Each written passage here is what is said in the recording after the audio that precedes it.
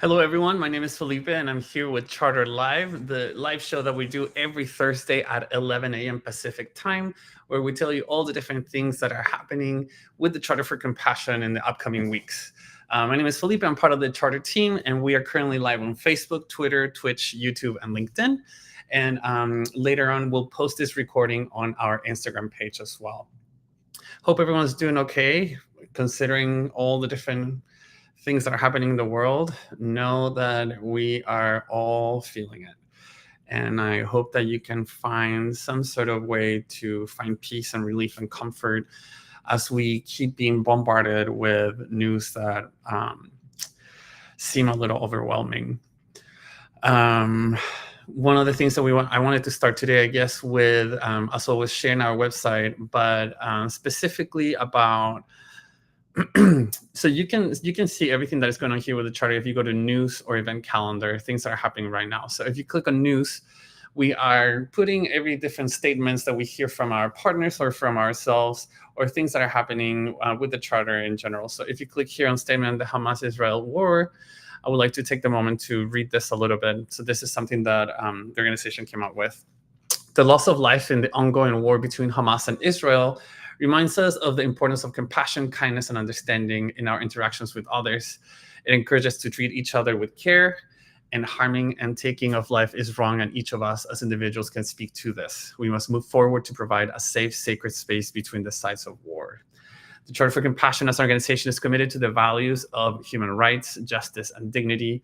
And the Charter is deeply concerned about the ongoing humanitarian crisis in the world, especially in the Hamas and Israeli war and the subsequent conflicts that are taking place in the Middle East and globally, which have caused immense suffering and loss of life. We grieve and we call for an immediate, sorry, hold on, let me stop sharing my screen right here, because you can't really read anything there. So we grieve and we call for an immediate cessation of hostilities and the pursuit of peaceful and diplomatic solutions to resolve conflicts in the region. The cycle of violence must be broken to bring relief and hope to the people affected. We firmly stand for the protection of human rights for all individuals, regardless of their nationality, religion, and ethnicity. It is essential to ensure that the rights and dignity of all people are respected. We urge the international community to provide humanitarian assistance and refuge for those who have been forced to flee their homes due to violence and instability. It is our collective responsibility to offer support and sanctuary to those in need. We advocate for open and inclusive dialogue among all parties involved in these conflicts. Compassionate communication and negotiation are essential for a lasting peace and reconciliation. We encourage the active engagement of civil society organizations, including those working on humanitarian relief, human rights advocacy, and peace building to address the root causes of conflicts and alleviate the suffering of affected populations. The Middle East is a region rich in cultural and religious diversity, and we emphasize the importance of respecting and preserving this diversity, which is integral to the history and identity of the region. We believe in the importance of gender equality and the empowerment of women in building peaceful and just societies. Gender perspectives should be integrated into all peace and relief efforts. The crisis in Gaza and Israel is not isolated. It has implications for the entire global community. We call for international cooperation, compassion, and solidarity to address these complex challenges. In addition to immediate relief efforts, we emphasize the importance of addressing the root causes of conflict and instability, including political, economic, and social factors. The Charter for Compassion is committed to promoting a world where compassion guides our actions and decisions. In the face of the suffering in the Middle East, we believe that our shared humanity calls upon us to work tirelessly for peace, justice, and the dignity of all people in the region and beyond. This is a personal issue for each of us. It demands our compassion for self and others. In the face of loss, people come together to support one another. We remember with heavy sorrow those who have passed and those who are suffering. And in this grief, let us find courage and strength to move forward. It is a shared human experience that prompts reflection on the fragility and resilience of life and the values that guide our actions and relationships. Let me add that link here to our chat or to the comments. Let me just do it right here. And, our organization is focused on promoting compassion on allowing people to feel that self-compassion and naturally flow into everything else around us. So we hope that with this statement, you can find reasons for you to understand of how can you, as a person, an individual, can create change, can create ripples of compassion in your own community and the world. Tough times, my friends. And one of the things that we were reading is that there are over 30 different conflicts in the world, 30 to 32 different wars right now going on, and it seems a little overwhelming. And there's no excuse for violence or for killing. So hopefully we are able to reach people with a statement in some way, somehow. So we are gonna share my screen again, and let's talk about the different events. First of all, we have the Sangha. The Charter Sangha is an opportunity for you to take 90 minutes of your month where you can sit, meditate, have some time, some quiet time, some reflection, and also conversations and introspection. We provide this space every last Saturday of the month. So this one is happening on October 28th, this Saturday at 9 a.m. Pacific time. And again, I'm putting that on the comments so that you can visit that with the link. Next, we have on November 1st, Tame Your Wicked Problems, Simple Practices for Complex Times. We are hosting Glenda Eoyang, who is the founding executive director of Human System Dynamic Institute, who is going to be sharing about the way that we can have simple practices to feel a little bit more at peace within ourselves and with our communities. And so you can access that with the link that I am posting right now on the chat as well. Oh, sorry, let me get it right here.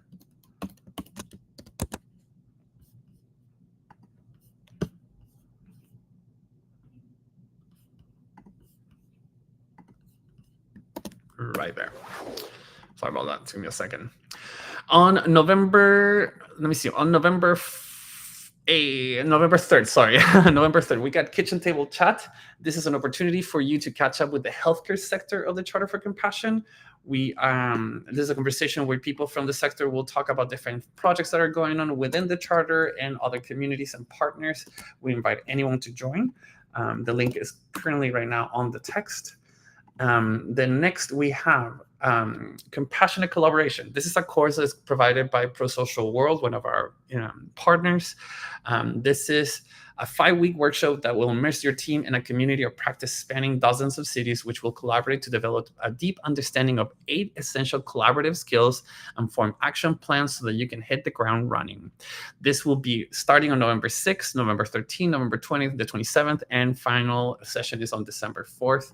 The times are at 3 p.m. Pacific time, which is also 6 in Eastern time, and 10 a.m. of the next day in Australia and Sydney time. It is $150 per person if possible, or pay where you can based on your capacity. Again, I'm going to be putting that on the comments so that you can find out more about that on our website. Next, we have our global read that is happening on November 8th, Wednesday, November 8th at 10 a.m. Pacific time. This is Global Read Disability and Creativity, and it's going to be with Lynn Strongen, who is an incredible poet. And we're very, very excited to be hosting her. So the link is on the chat or in the comments once again. And last but not least, I want to bring to the screen Steve, who is part of the environment sector, so that we can discuss a little bit about the event that is happening on November 8th. Hi, Steve. How are you? Hello, Felipe. I'm doing well today. Thank you for joining us. So, Steve, why don't you tell us a little bit about what is happening with the environment sector on November 8th? All right. Our sector is joining with 2 authors, Cynthia Kaufman and Dwayne Elgin, and we'll be sharing our thoughts regarding the question, how can we bring compassion into our personal and professional lives to address climate change?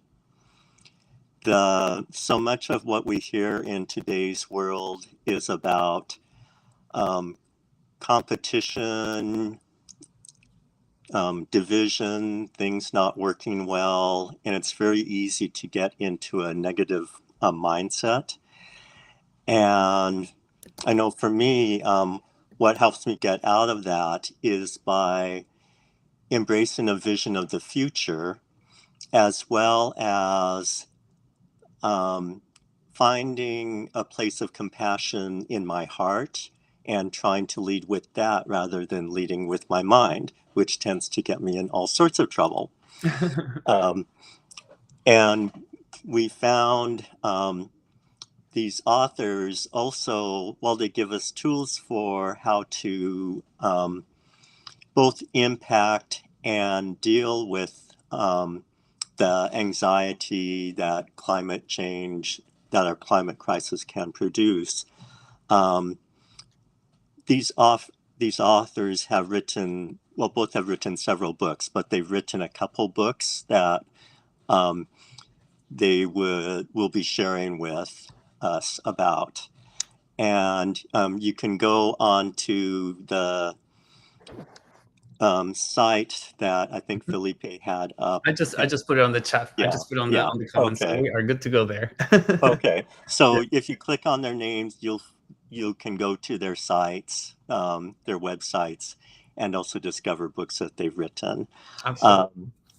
Cynthia's book, The Sea is Rising, and So Are We, a Climate Justice Handbook, is really an invitation to get involved in building a movement that where we can bring forth a just and sustainable world in the face of our current crisis.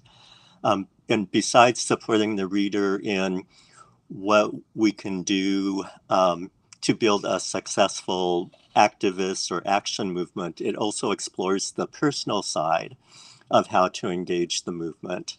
And that doing so and feeling that we're of service can actually be good for our mental health. And I've been reading a lot more about this from several authors, that one way to deal with our anxiety and feeling of hopelessness is to actually get out there, find a supportive community, and be able to take action steps. And even if we take only what we feel like are really small steps, those small steps add up, just like single drops of water being dropped into a pail. Eventually, the pail is overflowing. And for me, that's something that helps me keep going in my activism. Is I found a wonderful network of compassionate people who are engaged with the environment and share a lot of my concerns. In Dwayne Algen's book, he emphasizes the same point of needing a supportive community, but from a very different perspective, and that is through voluntary simplicity. And it's not a book about living in poverty, but it's more about how to live in balance with Mother Earth and with our Earth home, as well as with each other.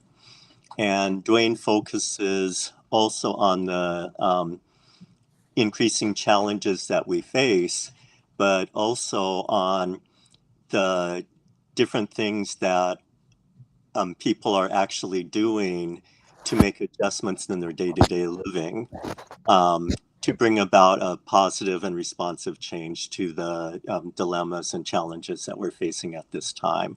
So this is very much also a book about hope. And by finding a support system that can help us deal with our complex world, how to manage living in a high consumerism world, with the sense of ecological awareness and personal growth, that if we can find our tribes or support groups in the process, we will save our planet. And again, his focus is we are not in this alone. And so I find both of these authors very supportive in my journey. And also the members, I'm a member of the environment sector for the charter, and I have found our group and the entire charter to be really supportive in my journey, and it's made a huge difference in my life. That's awesome. Thanks for sharing that, Steve. So once again, this is the page, and it's in the comments as well. Choosing Compassion in this Climate Change World with Cynthia Kaufman and Dwayne Elgin. You can register right there on Wednesday, November 8th at 9 a.m. Pacific time. Steve, is there anything else that you would like to share with our viewers before we go? Well, to emphasize, this is a free event. So feel free to join in. We'd love to have you with us and share in our discussion. And it will be, besides just interviewing the authors, we will engage in active discussion and welcome any questions or concerns that you have. So come on over. Sounds awesome. Thank you so much, Steve. And everybody else that is watching this, thank you for joining us. Know that you're not alone. We can all create ripples of compassion. Join the compassionate movement.